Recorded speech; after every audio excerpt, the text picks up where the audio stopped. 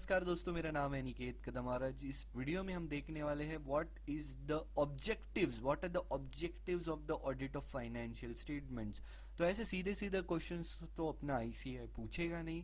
तो क्वेश्चन होगा the objective of an audit of financial statement prepared within the framework of recognised accounting policies and practices and relevant statutory requirements if any is to enable the auditor to express an opinion on the financial statement. In short, state the objectives of the audit in accordance with SA 200। तो सबसे पहला objective जो है कि audit हम क्यों करते हैं, ऑडिट किस चीज का करते हैं, फाइनेंशियल स्टेटमेंट्स का। फाइनेंशियल स्टेटमेंट्स क्या होते हैं? और फाइनेंशियल स्टेटमेंट्स जो कि प्रिपेयर किए गए हैं accounting policies and accounting standards को मद्देनजर रखते हुए, means the accounting statements prepared within the framework of recognised accounting policies and practices and relevant statutory requirements is to enable the auditor. Auditor को enable करना है कि वो उस फाइनेंशियल स्टेटमेंट पे अपना ओपिनियन दे सके।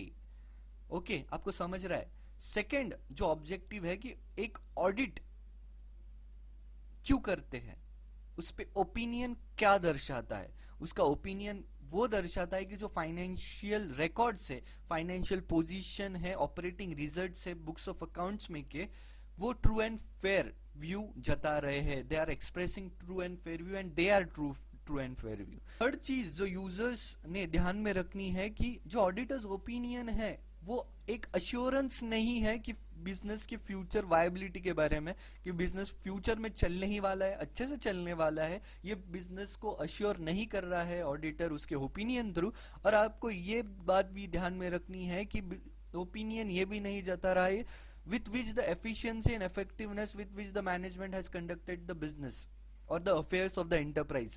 मैनेजमेंट के बिजनेस के तरीके और तौर पे उन्होंने कुछ कमेंट नहीं किया है। Just they have examined the books of accounts, they have seen that they're true and fair view and they are not assuring the future viability and the effectiveness and efficiency with which the management has performed the business of the entity।